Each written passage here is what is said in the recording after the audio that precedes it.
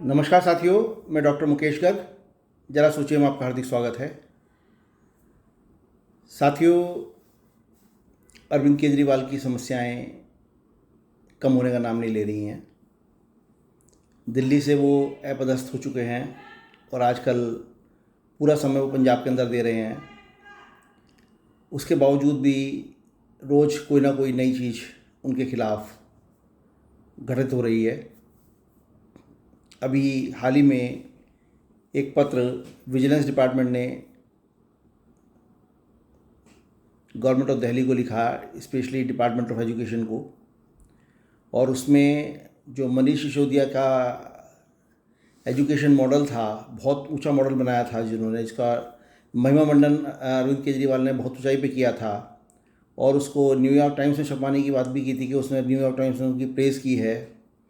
ऐसे education system पे question mark लगाते हुए उन्होंने जो इन्होंने स्कूल ऑफ एक्सीलेंस खोलने की बात की थी, उसके विषय में कुछ सवाल, ऐसे गंभीर सवाल पूछे हैं उन्होंने पूछा कि सरकार के द्वारा, तत्कालीन सरकार के द्वारा स्कूल ऑफ एक्सीलेंस खोलने के लिए कंसल्टिंग कंपनी को अरेंज किया गया और दो कंपनियों से टेंडर मंगाए गए, जिसमें अर्नेस्ट और यंग का 3 करोड़ 6 लाख रुपए का टेंडर था और बोस्टन कंसल्टिंग ग्रुप का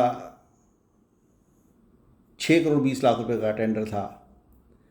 फिर अर्नेस्ट और यंग के टेंडर को दरकिनार करते हुए 6 करोड़ 20 लाख का टेंडर क्यों और किस वजह से एक्सेप्ट किया गया।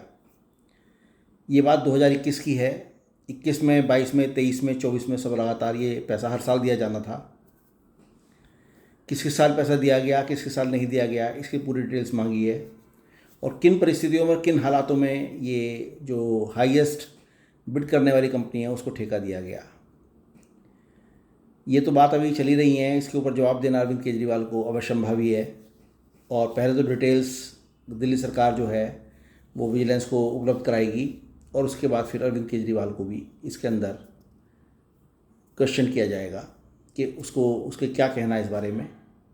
लेकिन जो जानकारी मिल रही है वो ये मिल रही है कि अरविंद केजरीवाल के एक महिला सीमा बंसल से बहुत नज़दीकी संबंध थे, राजनीतिक संबंध। वो महिला बोस्टन कंसल्टिंग ग्रुप की उस समय सीईओ हुआ करती थी और वो आम आदमी पार्टी के अंदर राजनीति करने की इंटरेस्टेड थी। इसलिए अरविंद केजरीवाल ने उसकी कंपनी के उसके उससे के तय से जो है कंसल्टेशन लेने का तय करा। चूँकि बोस्टन कंसल्टिंग ग्रुप जो है वो इंडिया का, क्या वर्ल्ड का जो है नंबर 1 कंसल्टिंग ग्रुप माना जाता है और उसके बड़े बड़े प्रोजेक्ट्स, बड़े बड़े contracts, even reserve bank of India जैसा भारत का जो प्रीमियर बैंक है वो भी उसकी कंसल्टेशन लेता रहा है। ऐसे कंसल्टेशन ग्रुप से काम करने का लिए उन्होंने उसको एक्सेप्ट किया। तो सीमा बंसल जो है वो, उसको उन्होंने पंजाब के अंदर पंजाब डेवलपमेंट कमीशन के नाम से एक कमीशन बनाया। ये ऐसा बनाया जैसे नीति आयोग सेंटर के अंदर है और उसका वाइस चेयरमैन उसको बना दिया गया। मज़ेदार बात ये थी कि उस कमीशन का कोई भी ना तो चेयरमैन था, ना ही उसका कोई मेंबर अपॉइंट किया गया। सीधे वाइस चेयरमैन सीमा बंसल को बनाया गया। अब सीमा बंसल की कारगुजारी के ऊपर जो है वो क्वेश्चन मार्क लगा हुआ है इस पूरे पूरे मसले के अंदर। क्यों क्यों और किन परिस्थितियों में सीमा बंसल ने बोस्टन कंसल्टिंग ग्रुप से कंसल्टेशन का ठेका दिलवाया और क्या कहीं ऐसा तो नहीं है कि उसने कुछ फंड अंडर द टेबल जो है मैनेज किए हों। ये बात सीमा बंसल से जानकारी की जानी आवश्यक है और उससे पहले दिल्ली सरकार उसको जो है विजिलेंस कमीशन को जो है जवाब दे देगी। जवाब देने के बाद जो उसके फैक्ट्स निकलेंगे, जो उसकी जांच होगी, फिर उसके बाद अरविंद केजरीवाल को और सीमा बंसल को बुलाया जाएगा। साथियों, मेरी समझ से पर एक बात है कि अरविंद केजरीवाल के जिस भी मसले को हम देखते हैं उठा के, उसी के अंदर कहीं ना कोई घोटाला निकलता है। ऐसा क्यों है? क्या अरविंद केजरीवाल पूरी तरीके से झूठों के सरदार थे? क्या अरविंद केजरीवाल पूरी तरीके से भ्रष्टाचार की गद्दी पर बैठे हुए थे? और जिस दिल्ली के शिक्षा मॉडल को उन्होंने पूरे विश्व के अंदर सर्वश्रेष्ठ शिक्षा मॉडल कहकर